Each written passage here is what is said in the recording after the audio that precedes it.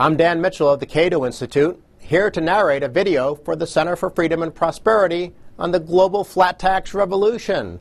24 nations now have simple and fair flat tax systems. Places such as Estonia, Hong Kong, Slovakia, and Iceland are enjoying rapid economic growth thanks to tax systems that don't penalize people for being productive. These flat tax systems also are leading to more revenue in some cases, reaffirming not just the ordinary Laffer curve response, but showing that indeed, in a few rare cases, tax cuts sometimes do pay for themselves.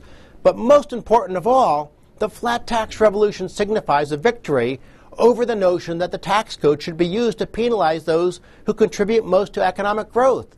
And the ultimate irony is that this revolution in both economic and moral attitudes is being led by nations in Central and Eastern Europe, countries that were part of the communist bloc just 2 decades ago. And thanks to tax competition, it's likely that the list of flat tax nations will continue to expand. Because the geese that lay the golden eggs can more easily fly across borders, globalization is putting pressure on politicians to lower tax rates and reform tax systems.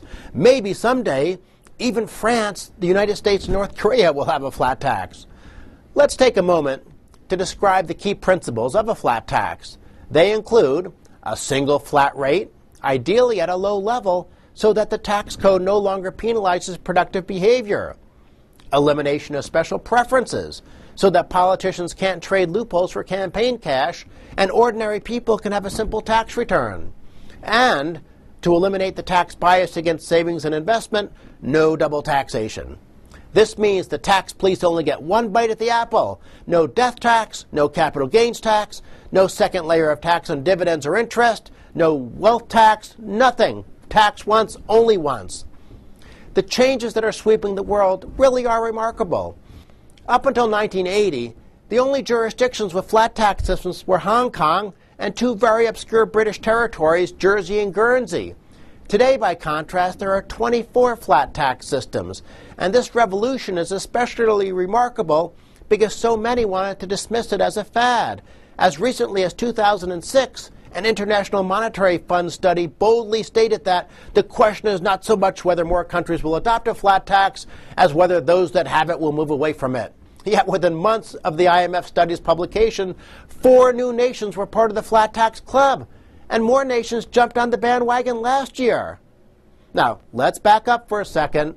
There's no nation with a pure flat tax and a postcard-sized tax return. Nonetheless, many countries have done a remarkable job of coming very close to a pure system. Hong Kong, for instance, has a low-rate optional flat tax of 15%, and this has generated great results. It's been the fastest-growing economy in the world since the end of World War II, jumping to per capita income of $30,000, up from less than $2,000.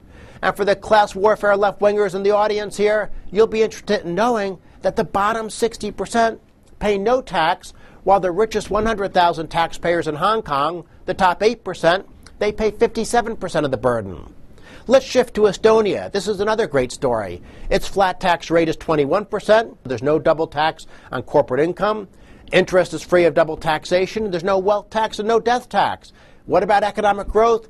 It's averaging 9% even after adjusting for inflation. And the flat tax has even been good for Estonian politicians. The budget has been in surplus for the last 6 years, and revenues are skyrocketing. Personal income tax revenues have doubled since 2000, and corporate revenues have jumped by about 300% during the same period. Let's look at Iceland. Iceland's actually an exception to the rule that flat tax systems have low tax rates. Its rate is 35.7%. That's kind of high. But Iceland has done a great job lowering double taxation. The corporate rate, for instance, is just 18%, and the government just announced it'll drop it to 15%. And even though the rate has been dramatically reduced, or perhaps because it has been reduced, corporate tax revenues have jumped significantly, rising from less than 1% of GDP to more than 2% of GDP. There's also a low flat tax rate of just 10% on dividends, interest, and capital gains. The death tax has been cut to 5%, and the wealth tax abolished. Iceland is now one of the 10 richest countries in the world, and unemployment is almost non-existent, with only about 2% of the working-age population without a job. There are lots of other success stories we could talk about, but we want to keep this short. We also have one pretty clear message. Globalization has had a positive impact on tax policy because governments now have to compete with each other. The Thatcher and Reagan tax rate reductions began the process of tax competition, and the global tax reform revolution is the latest chapter. You can do your part in helping this revolution by sharing this video with your friends and colleagues.